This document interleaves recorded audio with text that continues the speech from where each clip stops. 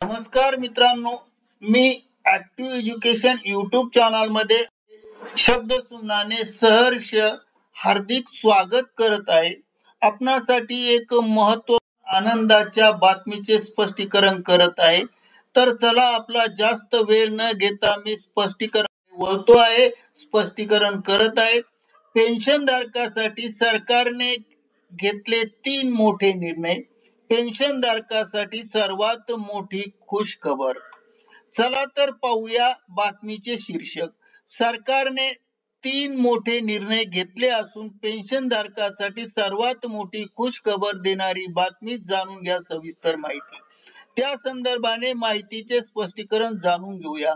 नमस्कार मित्रांनो, पुन्हा एकदा आपले मनपूर्वक हार्दिक स्वागत. EPS 95 पेन्शनधारकांसाठी महत्त्वाची बातमी. आताच्या घडीची महत्त्वपूर्ण ब्रेकिंग न्यूज. वाढीव पेन्शन बाबत बैठकीत आली मोठी बातमी समोर. सरकारने घेतले 3 मोठे नवीन योजना आणि निर्णय आणणार. जाणून घ्या अधिक माहिती या व्हिडिओच्या माध्यमातून. संपूर्ण माहितीचे स्पष्टीकरण चला पाहूया बातमीचे स्पष्टीकरण. त्यापूर्वी मित्रांनो, जर आपण ऍक्टिव्ह एज्युकेशन YouTube चॅनलला नवीन असाल तर चॅनलला सबस्क्राईब करायला विसरू नका आणि नवनवीन अपडेट मिळवण्यासाठी बेल आयकॉनला प्रेस करायलाही विसरू नका.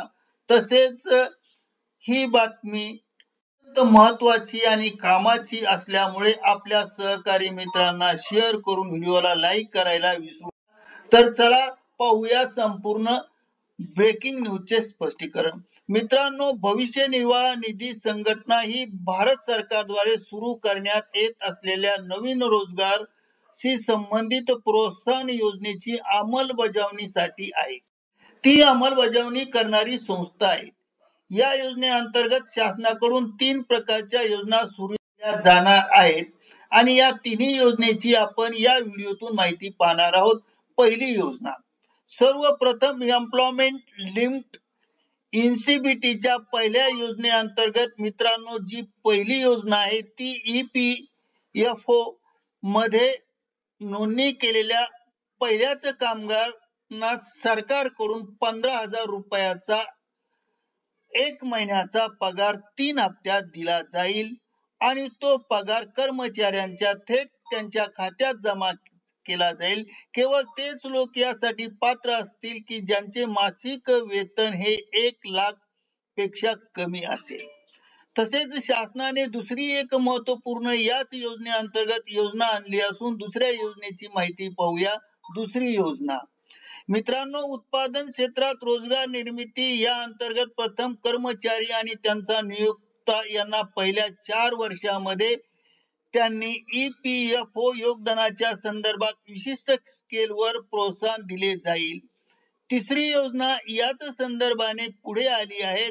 मित्रांनो, तिसरी योजना ही आहे की सर्व क्षेत्रामध्ये अतिरिक्त रोजगार निर्मितीच्या संबंधित असून या योजनेअंतर्गत 2 वर्षाच्या नियुक्त केलेल्या अतिरिक्त कर्मचाऱ्यांना सरकार दरमहा 3,000 रुपये EPF योजनेअंतर्गत प्रतिपूर्ती करते आणि या 3 योजनेचा लाभ मिळवण्यासाठी नियोक्त्याने कारवाई करणे आवश्यक असल्यामुळे तर आपण आपल्या ऑफिसला जाऊन सर्वप्रथम अपडेट बद्दल माहिती जाणून घ्या आणि आपल्या मुख्य कार्यालयाला भेट देऊन या तिन्ही योजनेचा फायदा घ्या.